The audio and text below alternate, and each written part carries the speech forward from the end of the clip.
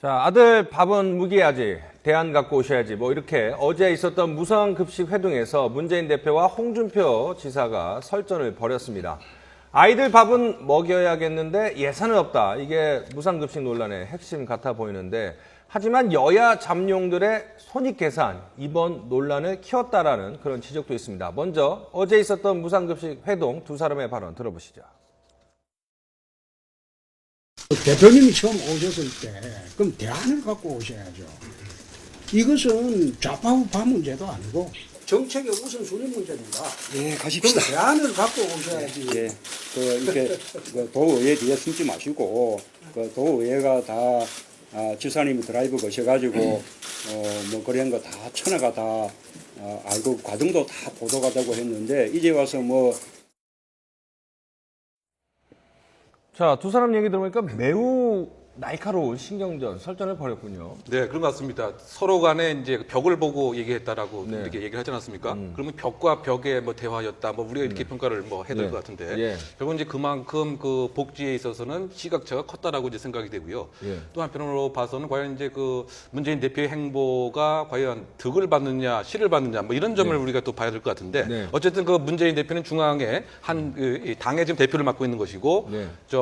홍준표 지사는 어쨌든 지방의 이제 도지사란 말이죠. 네. 뭐 그런 면을 봤을 때는 홍준표 네. 지사가 네. 자신의 중앙 무대에서 네. 그야말로 뭐 당 대표급과 그 클래스를 이제 같이 하는 네. 그와 같은 모습으로 봤을 때는 상당 부분 네. 홍준표 지사가 네. 뭐 정치적 득실에서는 네. 역시 뭐 득을 본 것이 아닌가 일단 뭐 그렇게 잠깐 평가가 가능하다 보입니다. 자, 손익계산서 잠시 한번 자세히 다뤄보고 홍준표 지사가 이런 얘기를 했네요. 무상급식 문제는 정책 우선의 문제이지 진영 논리의 문제가 아니다. 그래서 대안을 갖고 와야 되는데 왜 그냥 왔냐 이렇게 문재인 대표에게 타박을 했거든요. 맞습니까? 그 경남도에 내에서 그 무상급식 차만 논란이 있는 거거든요. 다른 데서는 또 하고 있잖아요. 예. 근데 자신이 하고 있는 그런 상태에서 야당 대표하고 대안을 갖고 오라는 것은 좀 어불성설인 것 같고요. 어쨌든 홍준표 지사가 이제 저런 행동을 하는 것은 내 몸값 띄우기라고 봐야 되죠. 지금 보시면 알겠지만 문재인 야당 그 대표 만난 자리에서 가운데에다가 도정, 현황 이런 거 판넬을 크게 띄웠잖아요. 그러니까 모든 사람들이 언론에 집중하는 곳에서 내가 지금 지방에서 뭔가 하고 있다는 것을 보여주기 위한. 그러니까 지금은 지방에 있지만 여의도 정치에 대해서 계속해서 러브콜을 보내는 그런 행동이다 이렇게 봐야겠죠. 자, 제 머리 사이로 이제 두 사람의 이렇게 모습이 보이고 있는데요. 자, 일단은 뭐 변호사님 봤을 때는 누구의 이야기가 더 설득력이 있었다라고 보세요? 전반적으로 총평을 해주신다면? 뭐 서로 각자 할 말씀을 하셨다고 봅니다. 예. 먼저 그 홍 지사께서는 예. 그 지난주에도 예. 그 정책의 우선순위 이런 말씀을 하셨고요. 네. 또한 그 남은 예산 642억 원을 그 저소득층 학생들을 위해서 학습비 지원을 하겠다. 뭐 이것도 저소득층 학생들을 위해서는 굉장히 그 좋은 정책이라고 생각을 합니다. 또 한편으로는 문재인 그 대표 같은 경우는 또 새정년에서는 또 무상급식을 찬성하고 있는 그런 입장 아닙니까? 네. 그렇기 때문에 당대표이기 때문에 또 가만히 있기는 좀 어렵고 뭐 그래서 찾으신 것으로 생각을 하고 뭐 그 과정에서 서로 입장 차이는 처음부터 있을 수밖에 없었고요. 네. 그 격차를 이제 줄이기 위해서 어제 대화를 했습니다만 35분 만에 끝나지 않았습니까? 그렇죠. 이론적으로 봤을 때는 그 이 방문은 네. 애초부터 격차를 이렇게 줄이기는 어려웠고요. 네. 각자 자기 입장에서 홍 지사는 자기 입장에서 자기의 결정에 네. 그 정당성을 더 그 설득을 하고 네. 또 문 대표는 문 대표 입장에서 또 그 새정년의 입장을 표명하고 이렇게 각자 입장에서 각자 할 말을 예. 했다는 점에서는 예. 우열을 가리기는 어려울 것 같습니다. 자, 손수호 대표님, 변호사님, 왜 갔을까요? 대표가 입에 뱉네 하던 대표는. 예. 왜 갔을까요, 문재인 대표는? 일단 감사드리고요. 네. 네. 간 이유 여러 가지 있겠지만 일단은 그 홍준표 지사 네. 입장에서는 어쨌든 이게 이슈를 부각시키면서 내가 사실은 그 무상 보육이나 무상 그 급식이라든지 이런 복지에 대해서 각을 세운다. 내가 할 말을 한다라는 이미지를 주면서 그리고 김무성 대표나 아니면 기타 그 다른 김문수 전 지사 등에 비해서 처지고 있는 그런 지지도나 인지도를 높이기 위한 걸로 활용을 한 걸로 보이는데요. 일단 거기에 문재인 대표 같은 경우에도 네. 일단 긍정적으로 보자면은 일단 가서 상대방을 띄워주는 효과도 그런 영향도 있는 것 같습니다만 어쨌든 그 이제 해당 지역이 본인이 이제 그 정치 활동을 이제 시작을 하고 지금도 이제 그 부산 지역에서 국회의원을 하고 있지 않습니까? 그렇다면 경남 지역을 버릴 수는 없는데 그렇다면 내가 일단 경남 지역에 대해서 큰 관심이 있다. 그리고 앞으로도 그 대선을 이제 앞으로 이제 후보가 돼서 이제 나간다고 한다면은 굉장히 많은 그 유권자가 경남에 계신데 예. 그분들에 대해서도 어떤 그 관심과 또한 그 사랑을 보여주는 그런 역할, 그런 것도 반영이 되어 있지 않는가 생각이 되고요. 네. 또한 무상 보육이나 이런 그 복지에 관한 이슈가 굉장히 폭발력이 강하다고 생각됩니다. 왜냐면은 지금 받고 있는 거를 뺏겼을 경우에는 그 지지하는 정당이나 후보를 선택하는데 굉장히 큰 영향을 미칠 수 있는 그런 주제이기 때문에 네. 거기서 뒤처지지 않고 항상 이슈를 선점해서 거기 관여하는 그런 정치인으로서 행보가 아닌가 그렇게 짐작이 됩니다. 조금 이제 부연 설명을 하면은 이 경남이라고 하는 것이 사실은 그 새누리당의 그 텃밭 아닙니까? 뭐 그런 측면에서 봤을 때는 경남의 그 주민 문제를 내가 당대표로서 끌어안겠다라고 하는 이와 같은 상당히 어쨌든 표를 의식한 하나의 전략이 분명히 있는 것 같고요. 또 한편으로 봐서는 문재인 대표가 그 도지사 그 미흡하지만 중요한 현안 문제라고 한다면 누구나와 만날 수가 있다. 그 소통의 폭 자체를 상당히 그 넓히려고 하는 이와 같은 이제 상징성 있는 의미도 분명히 깔려 있는 것이 아닌가 생각이 됩니다. 예, 또 정치인들은 이렇게 또 언론에 자주 이렇게 나오는 것이 또 굉장히 그 본인의 그 입지를 강화하는 데 또 도움이 되지 않습니까? 예. 그래서 문재인 대표는 그 전날 그 박근혜 대통령과 또 그 100분 토론을 예. 청와대에서 해서 또 언론의 주목을 받으셨고요. 예. 또 어제 연이어서 또 그 홍 지사를 방문함으로써 연이어 그 스포트라이트를 받고 있습니다. 예. 그 여론조사 그 다음 그 대권 주자에서 그 여론조사에서 예. 그 문재인 대표가 지금 10주 동안 계속 그 1위를 차지하고 있습니다. 예. 그리고 그 얼마 전에 그 마친 그 조사에서도 24%로 확고한 그 부동의 1위를 그 유지하고 있고요. 그 2위인 김무성 새누리당 대표와의 격차는 그 오히려 점점 더 벌어지고 있습니다. 그 이런 면에서 이런 그 실리를 어제 회동의 그 결과에 꼭 비추기보다는 각자의 존재감을 과시했다. 이런 측면으로도 볼 수 있을 것 같습니다. 자, 이제 문재인 대표, 홍준표 지사 모두 각자의 존재감을 부각시킨 회동이었다. 그러니까 애초부터 결론이 날 수도 없고 뭐 합의점을 찾기 힘든 거 아니었냐 이런 비판도 나올 수 있는데 야당 내에서도 조금 고개를 갸웃거리는 분들이 있는데 일단은 어떤 반응이 나오는지 그래프 한번 보시죠. 자, 야당에서는 이런 얘기가 나오고 있습니다.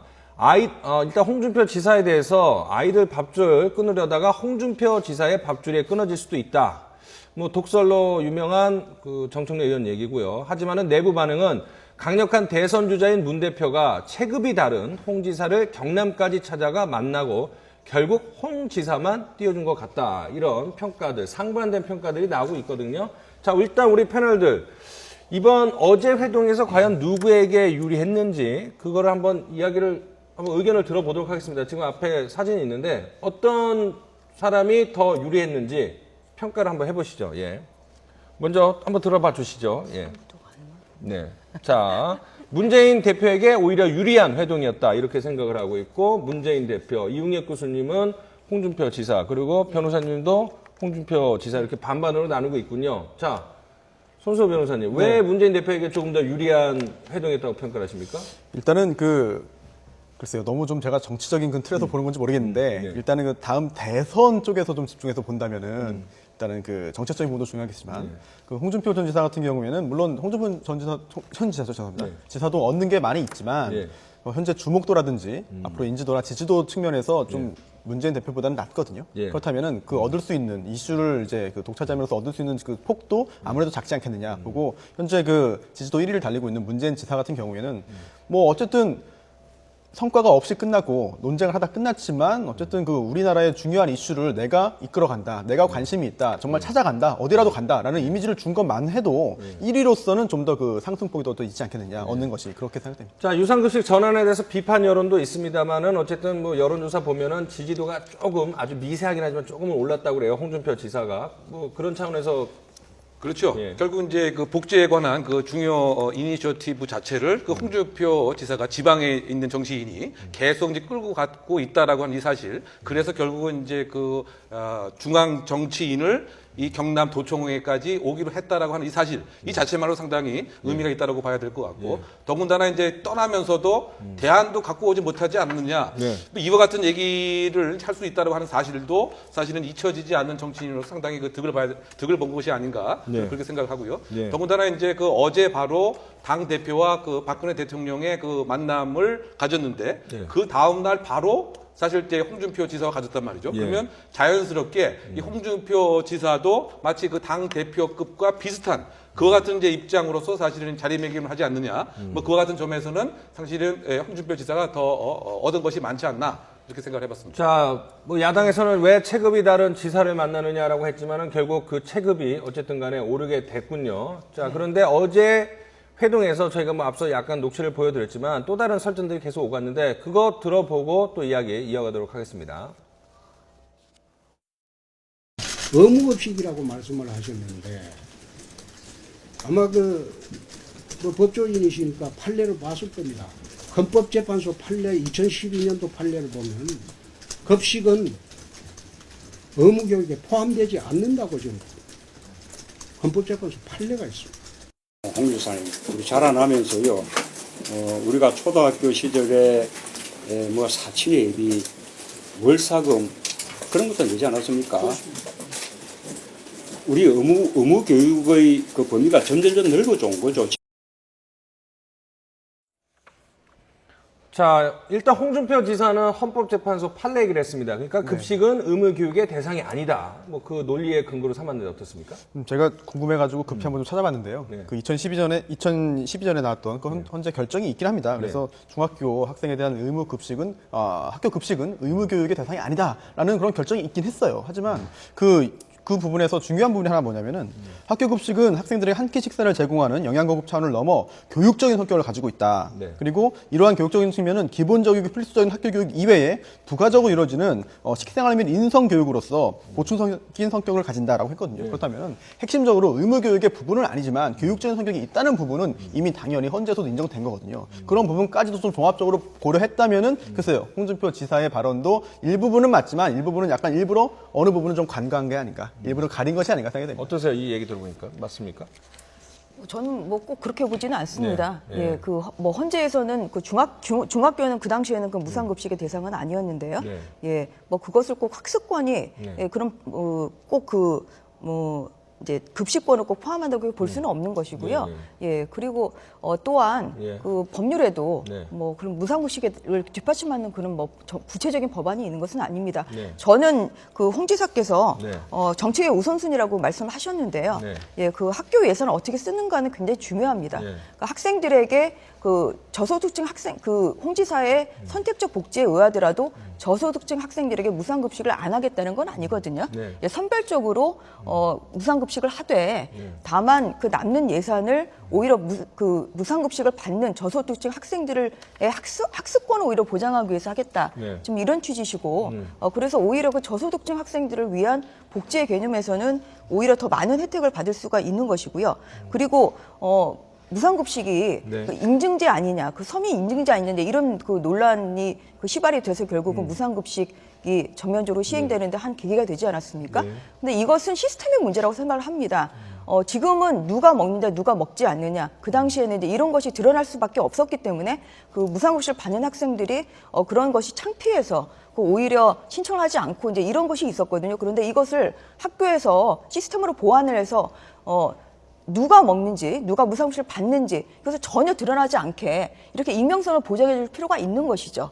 프랑스에서는 이런 시스템이 정착이 되어 있습니다. 그래서 이것은 누구에게 주느냐, 누구에게 주지 않느냐, 또한 누가 무상급식을 받느냐, 누가 안 받느냐 이런 차원에서만 볼 것이 아니라 이것은 시스템으로 충분히 보완을 할 수 있기 때문에 뭐 그렇다고 한다면은 저소득층 학생들을 위해서 오히려 그 무상급식과 더불어서 학습권까지 보장하는 이런 정책적인 우선순위의 그 생각을 도지사께서는 하실 수 있는 것이고요. 네. 예, 앞으로 또 이런 부분에 있어서 좀 더 지켜봐야 될 것 같습니다. 자, 이동영 작가님.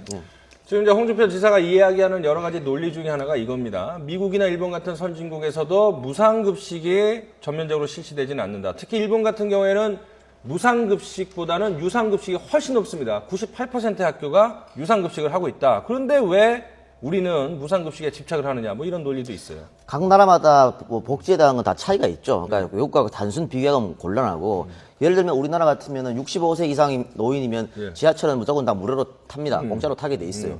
그러면 홍 지사의 그 논리대로 하면 선별적 복지라면 돈이 많으신 노인분들 타시면 안 되는 것이죠. 근데 그렇게 안 하지 않습니까? 그러니까 그런 것이 다 사람마다 차이가 있는 거고 우리가 지금 왜 문재인 대표나 홍준표 지사 누가 승리했냐 이런 걸 자꾸 왜 이야기를 하냐면 결론이 정해진 만남이기 때문에 그런 거예요. 두 사람이 서로 당연히 만나서 양보도 하지 않을 거고 설득도 안 됩니다. 아마 두 사람 다 알고 있었을 거예요. 근데 결국은 이렇게 결론이 나는 정해진 만남을 한 것은 두 사람이 어떻게든 이 대권 행보에 조금이라도 다가가기 위한 노력이거든요. 그러니까 홍준표 지사 같은 경우에는 모임 자체가 정치적이었군요. 그렇죠. 저 도지사 선거 나왔을 때 공약으로 또 토론회 나왔을 때 또 취임사에서 계속해서 무상급식 하겠다고 이야기를 했습니다. 그런데 지금 이게 뒤집은 거거든요. 이것은 이제 자기 쓰는 잠룡으로서 낮은 지지율을 갖고 있기 때문에 노이즈 마케팅의 일환이 아닌가 보고 어쨌든 약간의 성공적인 것은 보이는 것은 홍준표 지사가 어떤 언론의 지방 정치인에도 불구하고 언론에서 스포트라이트 계속 받았고 이번 사건으로 또한 지지율도 약간 올랐습니다. 네. 그러나 이런 노이즈 마케팅으로 해서 지지도는 계속 유지하기는 힘들 것이다. 저는 이런 차원에서 아까 문 의원한테 손을 좀 들어준 거고요. 네.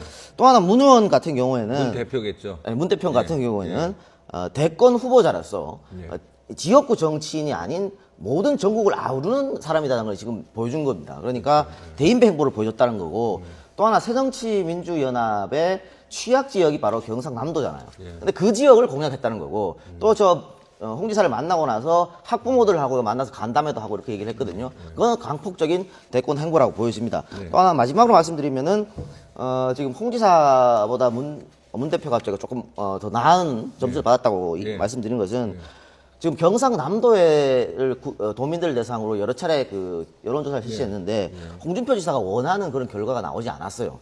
경상남도를 그 주민들만 대상으로 이제 여론조사를 했는데요. 그러니까 선거 때 압도적 표차로 당선된 사람이 홍준표 지사인데 이 무상급식 관련 여론조사에서는 홍 지사가 원하는 결과가 나오지 않았다는 것을 봤을 때는 문 대표가 조금 나은 점수를 받았지 않았나 그런 생각이 듭니다.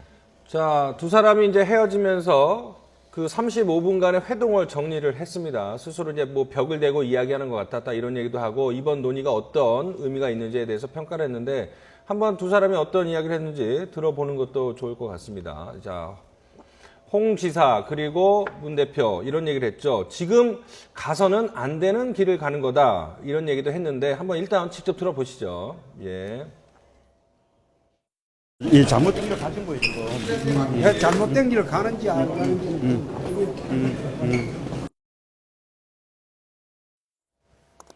자, 먼저 손익계산서 한번 살펴보도록 하죠. 홍준표 지사의 손익계산서 저희가 뭐 이렇게 조사를 해봤는데 한번 보시면 전투력으로 봤을 때는 5개, 별 5개 만점에 5개를 받았습니다. 야당 대표와의 싸움을 잘 마무리했다. 관심도 5개입니다. 지방에서 중앙에 대한 관심을 받았기 때문에 관심도 5개. 자, 별명은 뭐 별 하나를 받았는데, 자, 별명은 보시죠. 벽준표라는 별명을 획득을 했습니다. 그 다음에 안티, 그러니까 이제 홍준표 지사의 정책에 반대하는 사람들 안티라고 하는데 별 5개. 뭐 인터넷 같은 걸 보면은 악플이 상당히 많고요. 또 해당 지역의 학부모들, 엄마들도 상당히 화가 나서 뭐 1인 시위도 하고 단체로 집회도 하고 있습니다. 지지도 측면에서는 뭐 아직까지는 많이 오르진 않았기 때문에 소폭 상승을 했지만 그래서 한 별 2개를 받을 수 있다라는 게 이제 분석이고요. 그래서 결국은 남는 장사였다. 뭐 이렇게 얘기를 할 수 있을 것 같습니다. 변호사님 뭐 예, 저도 그렇게 보고 있습니다. 그래서 우열을 뭐 가리기는 어렵지만 그래도 그 홍 지사가 조금 더 박빙에 더 유리한 결과를 얻지 않았는지 이런 생각을 하고 있습니다. 그 문재인 대표는 이전에도 10주 동안 계속 대선 지지율 지금 1위로 달리고 있었고요. 홍 지사는 이 사건으로 인해서 굉장히 그 주목을 받게 됐죠. 중앙 정치에 주목을 받게 됐고 지금 5.7%로 8위에 좀 됐습니다. 그 뭐 뒤에 그 안희정 지사, 또한 그 남경필 지사 이런 분이 그 뒤에 있으시고요. 그래서 이런 면에서 본인에게 이 사건으로 인해서 훨씬 더 큰 관심을 얻게 됐죠. 그 문재인 대표는 꼭 이런 무상급식으로 이렇게 경남도를 방문하지 않았다고 하더라도 본인의 지지율이나 본인의 존재감에는 큰 의미는 없습니다. 오히려 새정년에서조차 체급이 안 맞는 사람과 만난 거 아니냐 이제 이런 그 비난의 소리도 들리고 있는데요. 근데 이런 면에서는 문재인 대표는 뭐 얻는 것도 있고 좀 잃는 것도 있습니다만 홍 지사는 그 잃는 것이 없는 그런 그 크게 만남이었다는 잃을 게 없는 거죠. 만남이었다. 예, 그런 면에서는 네. 홍 지사에게 좀 더 유리한 결과가 아닌가 저는 그렇게 생각합니다. 자, 문재인 대표의 손익 계산서 한번 살펴보도록 하겠습니다. 전투력은 손해를 봤다라는 평가가 있습니다. 왜냐하면 바로 전날 청와대에서 대통령과 3자 회동을 했는데 바로 그 다음날 경남도지사를 만났다. 그래서 전투력은 오히려 손해를 본 거 아니냐. 하지만 관심도도 별 2개입니다. 경남에 문재인 대표가 갔다. 앞서 뭐 드린 말씀이지만 중앙 정치뿐만 아니라 각 지역, 특히 새정치민주연합이 고전을 하고 있는 경남에서도 이렇게 관심을 갖고 있다. 그래서 관심도, 그러나 아직까지는 2개 정도밖에 못 봤고요. 별명은 보시면 벽준표에 이어서 이분도 이 벽쟁이라는 별명을 획득을 했고, 안티는 뭐 홍준표 지사 같은 경우는 별 5개 안티가 폭주하고 있지만 문재인 대표는 안티가 그렇게 많지는 않습니다. 하지만은 홍 지사 팬들이 일부 역공을 펼치고 있다 이런 거고요. 지지도 같은 경우에는 뭐 이 사건 전에서부터 계속 1위를 차지했기 때문에 큰 차이는 없지만 지지도가 더 올라갈지, 물론 이 문제뿐만 갖고 올라가지는 않겠죠. 그래서 계산을 했더니 본전도 못 건졌다. 이 의견에 동의를 안 하시죠? 저 이동영 작가님은. 본전도 못 건진 건 아니지 않습니까? 아닙니다. 그건 아니고 아까 제가 말씀드렸다시피 예. 취약지역 공약으로서 대폭적인 대권 행동을 했다고 보고요. 그 사실 우리 전주혜 변호사께서 이거 안 해도 이거 안 해도 뭐 원래 지지도 1위를 하고 있었기 때문에 손해가 아니냐 이렇게 했는데 대권 후보는 계속해서 언론에 비춰져야 됩니다. 그리고 저분이 새정치민주연합의 대표로 후보로 나올 때부터 사실은 다음 대권을 겨냥해 둔 거 아니겠습니까? 그리고 지금 문재인 대표가 사실은 저번 대권 때부터 그 뭐라 합니까 대권에 대한 욕심이 많이 없었다 그런 얘기를 조금씩 들었거든요. 근데 지금은 눈빛부터 달라졌다는 이야기를 또 많이 듣고 있어요. 권력 의지 말씀하시는 그렇죠. 거죠. 그러니까 그런 것 좀 봤을 때는 저런 행동을 앞으로 계속해서 할 거라고 좀 보여집니다. 맞습니다. 자, 저희 이제 패널들의 그 분석을 들어보셨는데, 그러면 네티즌들은 어떤 생각 갖고 있는지 이광현 앵커 연결해서 알아보도록 하겠습니다. 촌철살인입니다.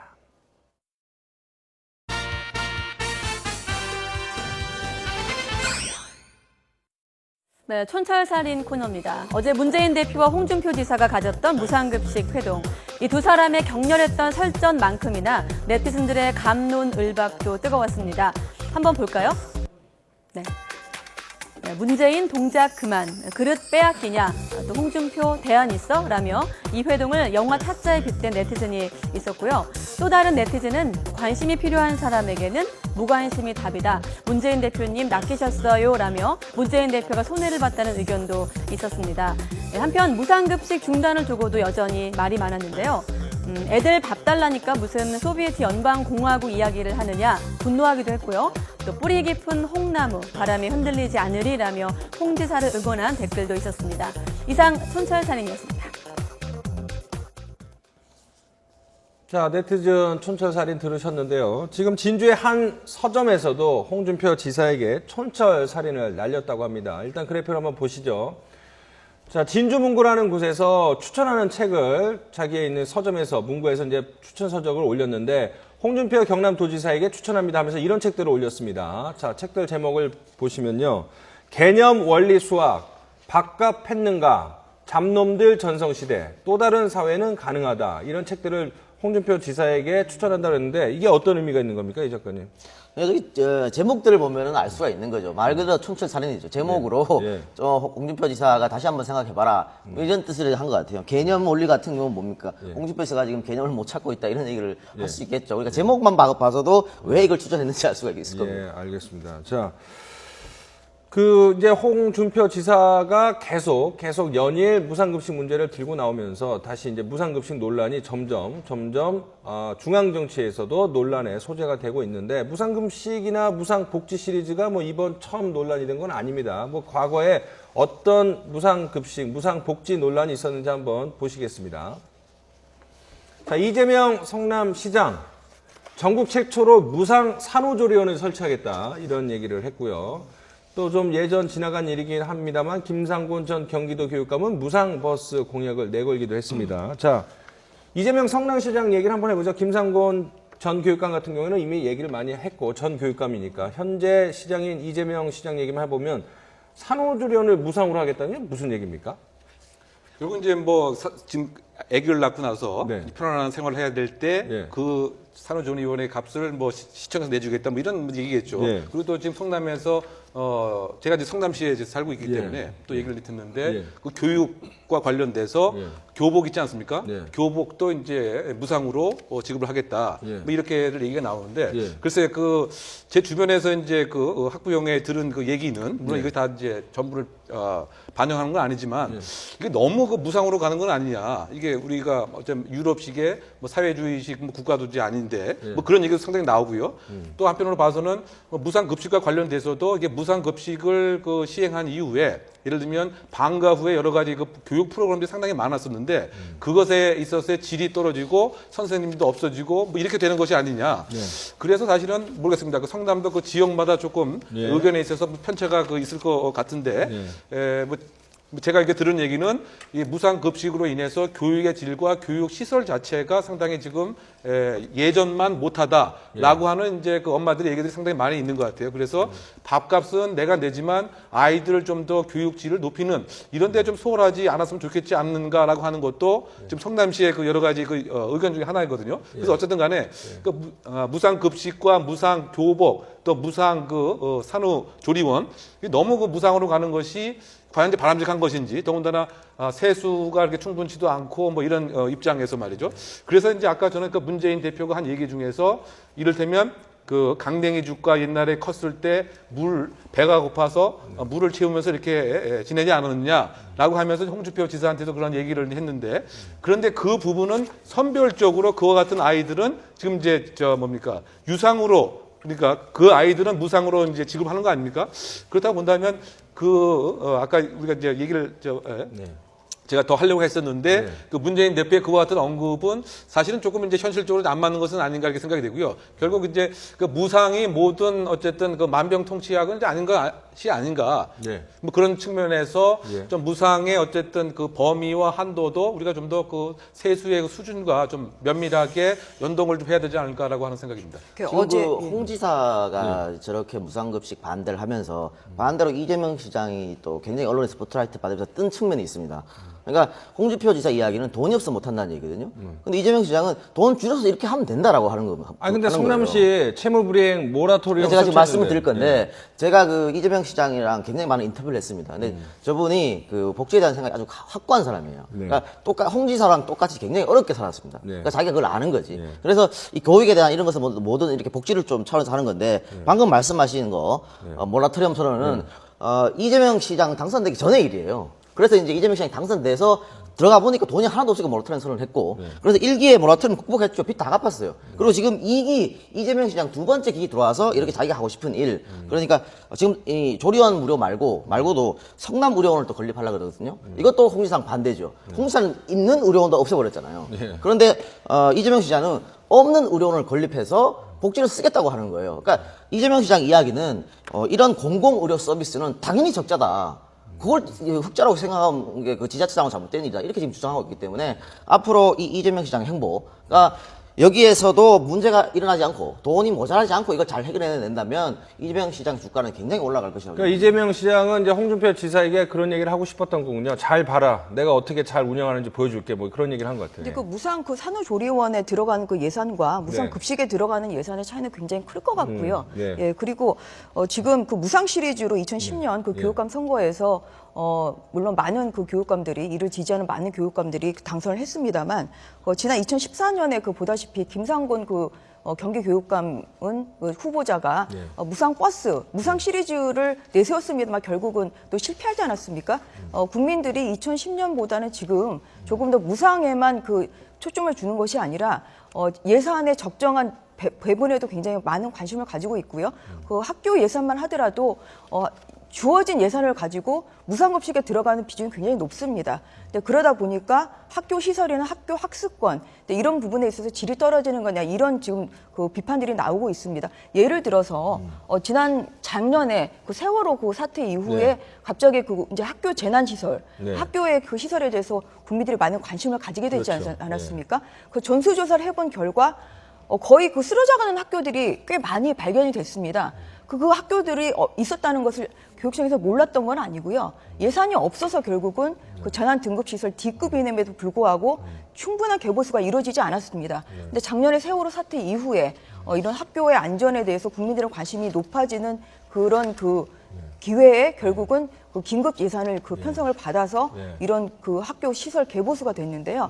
학교에서 중요한 것이 물론 먹는 것도 중요하지만 이런 학교 시설의 안전성 또한 책벌상 이런 얘기도 많이 나오고 있거든요. 그래서 이런 문제에 있어서 그 정책의 우선순위에 있어서는 저는 홍 지사가 적절한 그 문제점을 제기했다고 생각을 하고 있습니다. 네, 좀 무상 뭐 버스를 내세웠을 때는 좀 결과가 안 좋았고, 또 무상 급식을 내걸었을 경우에는 결과가 좀 많이 좋았는데요.